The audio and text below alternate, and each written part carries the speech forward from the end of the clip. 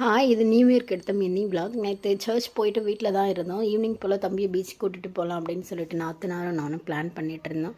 Okay, beach ரொம்ப க்ரௌடாக இருக்கும், set ஆகாது அப்படின்னு சொல்லிட்டு வெளியில் போகலாம் அப்படின்னு ஒரு பிளான் இருந்தது. ஆனாலும் எங்களை விடவே இல்லை. நாங்கள் பீச் போயிட்டு வரலாமா அப்படின்னு சொல்லி ரொம்ப அடம் பண்ணிகிட்டே இருந்தான். சரி ஓகே அப்படின்னு ஒரு 7:30 போல் தான் நாங்கள் கிளம்பி போயிட்டுருந்தோம். அவ்வளோ டிராஃபிக் பாண்டிச்சேரியில். எப்படி சொல்கிறது, நாங்கள் ஆக்சுவலாக நாங்கள் எதிர்பார்த்தது. ஆனாலும் ஓகே, இப்போ கொஞ்சம் குறைஞ்சிருப்பாங்க அப்படின்ற மாதிரி போனோம். ஆனால் ஃபுட் ஸ்ட்ரீட்குள்ளே என்டர் ஆகும்போதே அவ்வளோ க்ரௌடு, எங்கே வண்டி நிப்பாட்டுறதுன்னு கூட தெரியல, அவ்வளோ க்ரௌடாக இருந்தது. என்ன இவ்வளோ கூட்டமாக இருக்கே. நார்மலாக எப்பயுமே வீக்கெண்டில் இந்த மாதிரி இருக்கும், ஆனால் நியூ இயர்ன்றதால இன்னும் எக்ஸ்ட்ரா நிறைய பேர் இருந்தாங்க. சரி ஓகே அப்படின்னு கொஞ்சம் நேரம் நாங்கள் விளையாட கட்டிட்டு அப்புறம் அவனுக்கு டாக்டர் செட் வேண்டியவனு ஒரே அழுக.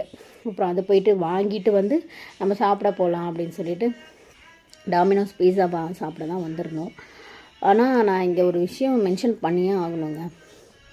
டாமினோஸில் நாங்கள் ஒரு பீஸா ஆர்டர் பண்ணோம். அதை சரியாக இப்போ எனக்கு ஞாபகம் இல்லை, ஆனால் உண்மையாக அது நல்லாவே இல்லை, ரொம்ப ஒஸ்ட்டாக இருந்துச்சு. அந்த பீஸா சூடாக கூட இல்லை, அதில் அந்த சீஸெல்லாம் ஒரு மாதிரி ரொம்ப காஞ்சி போயிருந்தது. ஒரு பீஸா ஃப்ரெஷ்ஷாக நம்ம ரெடி பண்ணி நம்ம கொடுக்குறாங்கன்னா அது எப்படி இருக்கும், அந்த எதுவுமே இல்லாமல் அதை பார்த்தோன்னே ஒருவேளை இது இப்படி தான் இருக்குமோன்ற மைண்ட் செட்டில் நானும் நாத்தனாரும் யோசித்து சாப்பிட்டுட்டோம்.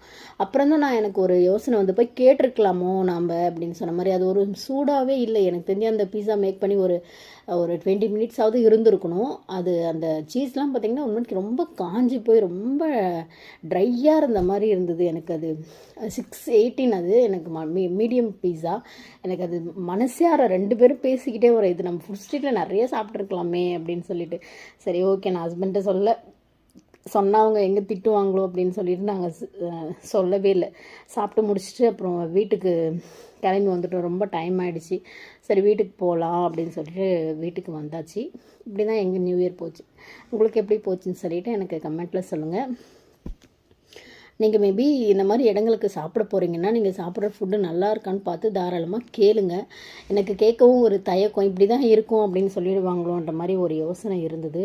ஆனால் நான் போய் கேட்டிருக்கலாமோன்னு எனக்கு அப்புறம் தான் அது தோணுச்சு. மார்னிங் எழுந்து கூட என்னால் அதை அக்செப்ட் பண்ணிக்கவே முடியல.